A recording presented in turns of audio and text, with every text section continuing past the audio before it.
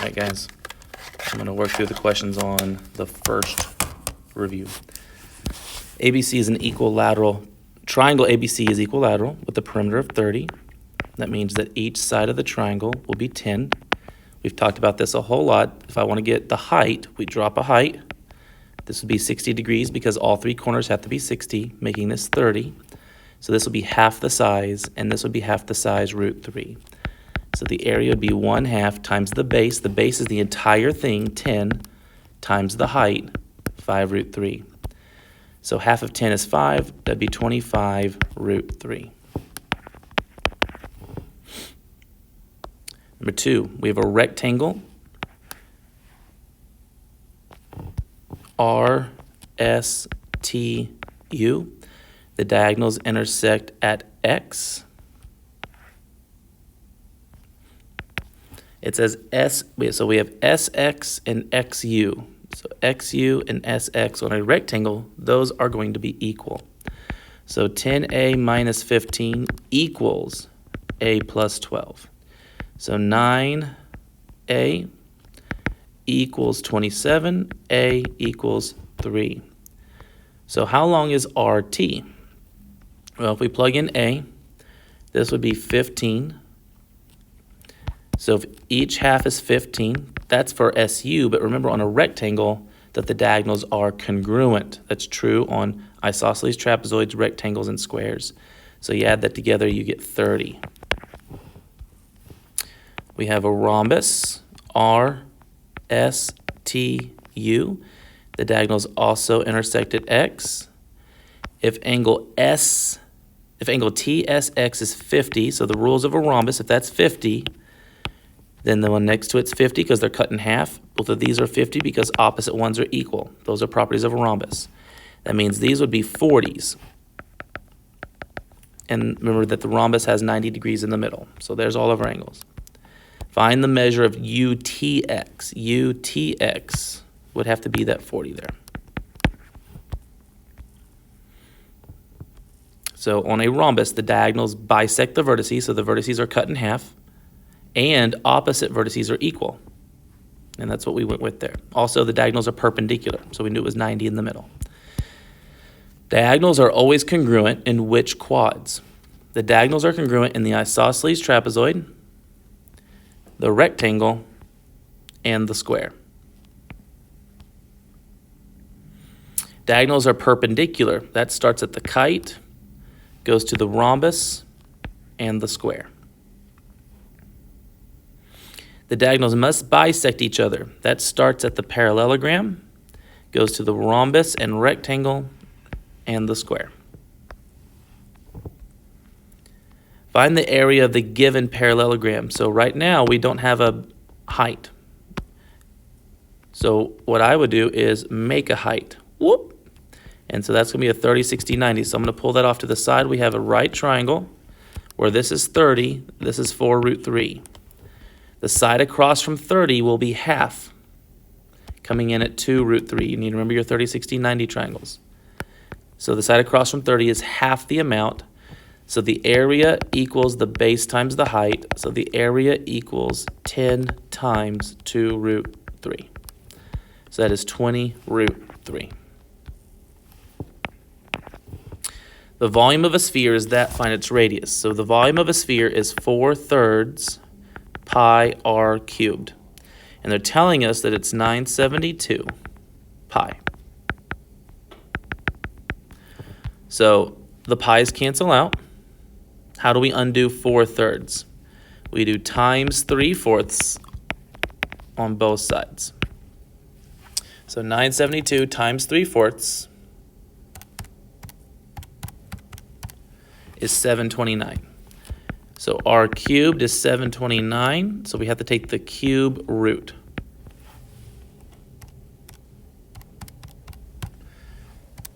And that comes out to 9. A right triangle with sides 6, 8, and 10 is rotated about the short leg. So that means we're rotating it on the 6. That's the short leg, so it's going to go this way. Rotation, it's going to be a cone. The radius would be 8, the height would be 6, the slant height would be 10. the volume of a cone is 1/3 area of the base times the height. So that would be 1/3 times pi times 8 squared, that's the area of the base, times 6, the height. 64 times 2 would be 128 pi. Make sure I got that right. That would be 64 times 1/3 times 6. Yep, 128 pi. A ship's pilot knows that a lighthouse on the coast is 100 meters tall. The angle of elevation is 3. Angle of elevation, horizontal line facing up is an angle of elevation. Remember that, like if I drew this triangle here, that is not an angle of elevation. No, no, no. That's an angle facing up. To have an angle of elevation or depression, you must have a horizontal line involved. So it's the angle above the horizontal line. How far is the ship from the coast? That would be the horizontal distance. So this would be the tangent of 3 degrees equals opposite over adjacent. If x is down low, they switch places, you know. So that would be 100 over tan 3. Got it. Make sure you're in degrees if you do type these things in. In triangle RST, angle R is the right angle. So ST doesn't matter. The cosine of T, cosine is adjacent over hypotenuse. So this would be the adjacent over the hypotenuse. So this would be a 3, 4, 5. So we got to find the 3. The tangent of S would be 4/3. Tangent is opposite over adjacent.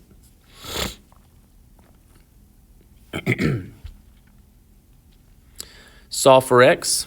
Well, this is the hypotenuse. This is the adjacent. So it's it's cosine. So the cosine of x would equal adjacent 674 divided by hypotenuse 852. So x equals the inverse cosine of 674 over 852.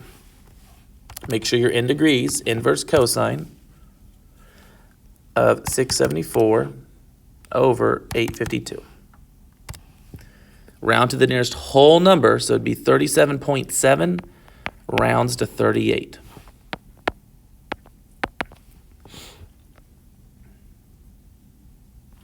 Solve for x, round to the nearest whole number. So this is opposite adjacent, that's TOA.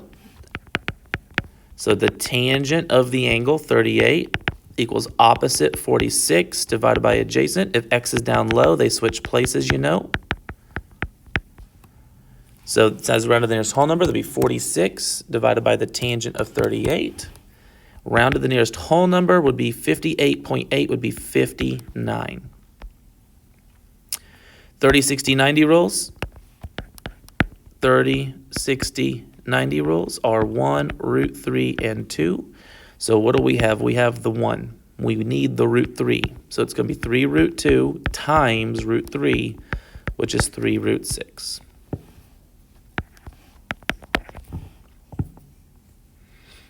So if you have the short leg, you have to multiply. You have to multiply by root 3 to get bigger. The volume of a cylinder is that. Find the height in terms of the radius. Well, volume of a cylinder is capital BH, which, because it's a circle, is pi r squared h. So the volume is 250 pi. That equals pi r squared h. It says solve for h. So we need to divide by pi r squared. Pi's would cancel out, and you would get h equals 250 divided by r squared.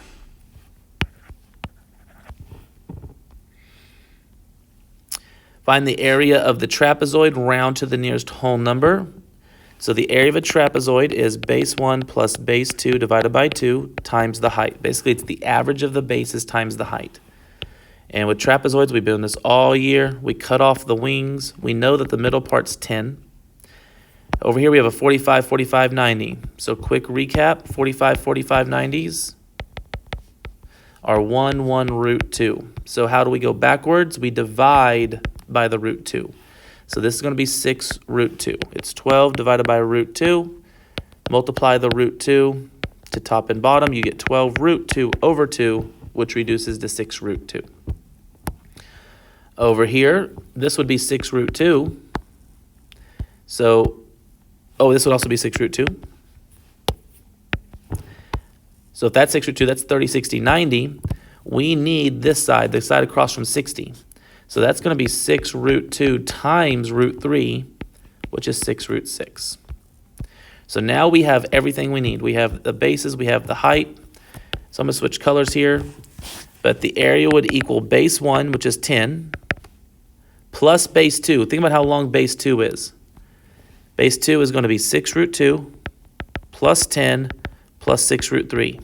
Nope, plus 6 root 6. 6 root 2 plus 10 plus 6 root 6. Because this would be my 60 up there, right? Divided by 2 times the height. The height would be 6 root 2. I can just type in my calculator just like that, but I'm going to practice cleaning it up. 10 plus 10, that'd be 20. 20, so basically we have 20 plus 6 root 2 plus 6 root 6 divided by 2. All of those can be divided by 2. So that's 10 plus 3 root 2 plus 3 root 6 times 6 root 2. Oh, I'll just type it in. I'll type it in. What am I doing? Okay.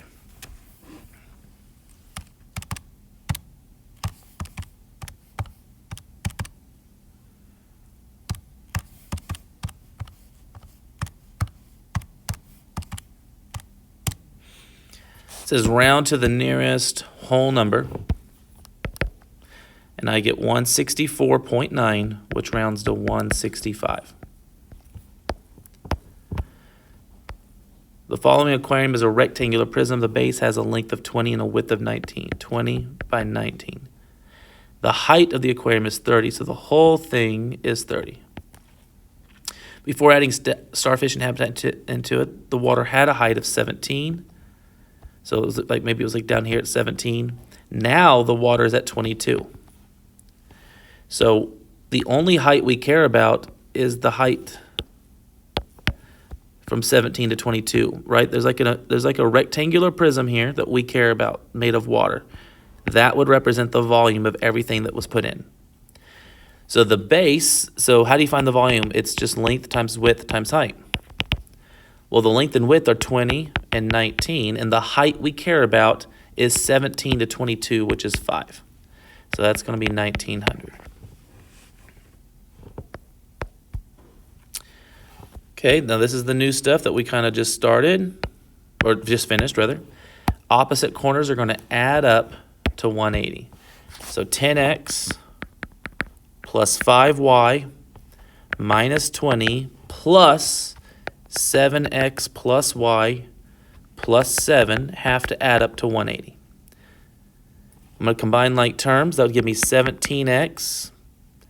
That would give me 6y. And that would give me minus 13 equals 180. And then I'm going to move the 13 over. 17x plus 6y equals 193. So that's my first equation. My second equation is going to be 10x plus 2y minus 11 plus 3x plus 5y, and those have to add up to 180. Combine like terms, I get 13x, I get 7y, minus 11 equals 180. So 13x plus 7y equals 191. So I have 17x plus 6y equals 193. I have 13x plus 7y equals 191. And I need these to match. I'm going to choose 7 and 6. So I'm going to multiply the top row by 7 and the bottom row by negative 6. I want one of them positive and one of them negative. So 17 times 7, that's going to be 119x. 7 times 6 would be 42y. 7 times 193 is 1351. The second row times negative 6. 13 times negative 6 is negative 78x minus 42y equals, that's 191 times negative 6 would be negative 1146. Now we can just combine the rows. So 119 minus 78 is 41x. These cancel out. 1351 minus 1146 is 205. Divided by 41, x equals 5. Once I know x equals 5, I'm going to go back and plug it in somewhere. It doesn't really matter where. I'm going to choose right here. So if x equals 5, 13 times 5 is 65 plus 7y equals 191. So 7y equals 191 minus 65 equals 126 divided by 7, and I know that y equals 18. So that is my answer. Nope, that's not my answer. How big is angle A is the question. So go over here to angle A. Remember that x equals 5 and y equals 18. So 10 times 5 plus 5 times 18 minus 20, and I get 120 degrees. So the measure of angle A is 120 degrees.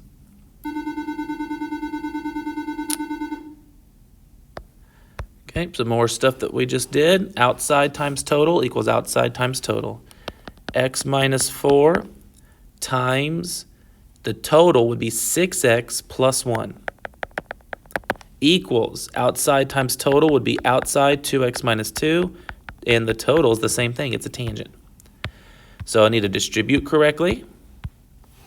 That would be 6x squared. That's plus 1 minus 24. So it's minus 23x and then minus 4.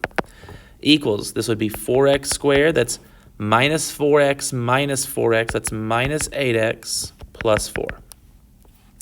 Get everything on one side. So that's going to be minus 4x squared plus 8x and minus 4. And that'll cancel that out. So that'll be 2x squared. That would be minus 15x minus 8. And that's going to equal 0. So the leading coefficient's 2. 2 times 8, we're talking about negative 16. What factors of 16 subtract to equal 15? That's going to be 16 and 1. Because that's a 2, it has to be 2x times x. How do we go from 2 to 16? Minus 8, leaving us with the plus 1. So negative 1/2 and 8 are the choices. If I plug in negative 1/2, it's definitely going to break there. So negative 1/2 is definitely out. So how long is AC? 8 times 5 is 40. This would be 45. 8 minus 4 would be 4. So the whole thing would be 49. 45 plus 4. So are you going to have... Just a second, buddy. On number 20 here, it says how long is EC if AB is that and BD is that. So this is part times part, 2x minus 5 times 3x minus 13 equals part times part, 2x minus 2 times x minus 1. Can we distribute? Let's see. 6x squared, that's minus 26 minus 15. That's going to be minus 41. And then that's going to be 50 plus 15 plus 65. Make sure I got it right, but 26 and 15, there's my 41. 5 and 13, there's my 65. Perfect. Equals 2x squared, that's going to be minus 2 would be minus 4x plus 2. Get everything on one side, minus 2x squared plus 4x minus 2. Cancel that out. We get 4x squared. That would be minus 37x, and that would be plus 63. Some big numbers here. So 4 times 63, that's 252. I need factors of 252 that add to 37. So I'm going to start with 252. It's even. I'll start with divided by 4. Nope. I don't actually know what it's going to be. 6 and 42, nope.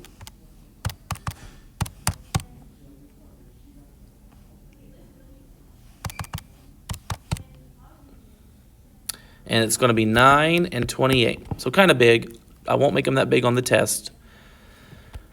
So how do we make 9 and 28? Well, 4x squared could be 4 and 1. And that looks like that's going to be it, because I can do 4. This would be times 7. So 4x and x, 4 times 7. I need minus, so it'd be minus and minus. Be 7 and 9. Got it. So x equals 9/4 and 7. Both positive. Let's see here. Let's test them out. So I'm going to take 9/4. I'm going to plug it in. Make sure it works everywhere. And the first one I tried right here doesn't work.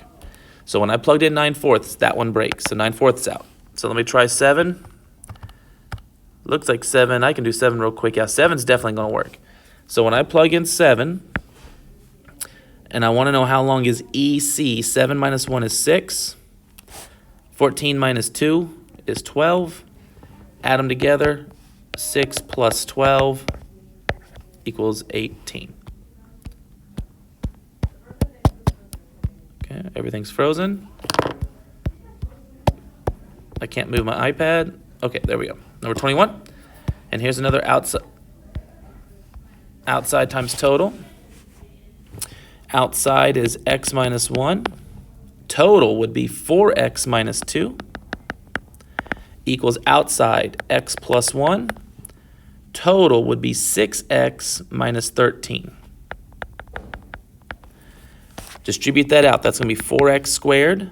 Minus 2 minus 4 would be minus 6x plus 2. Over here, 6x squared, that's going to be minus 13 minus 6. That's going to be minus 19. And then minus 13. Subtract. We want to keep x squared positive.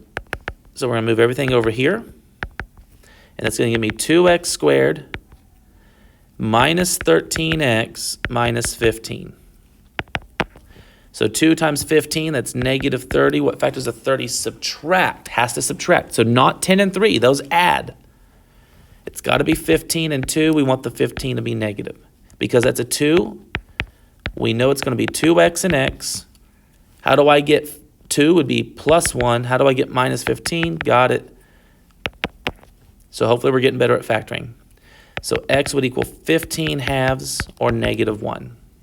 Obviously, negative 1's broken because of this spot. 15 halves looks, that's like 7.5. Yeah, 7.5. That's going to work everywhere. All right, so if I plug it into AC, I want to know how long is AC. So 15 halves is my number.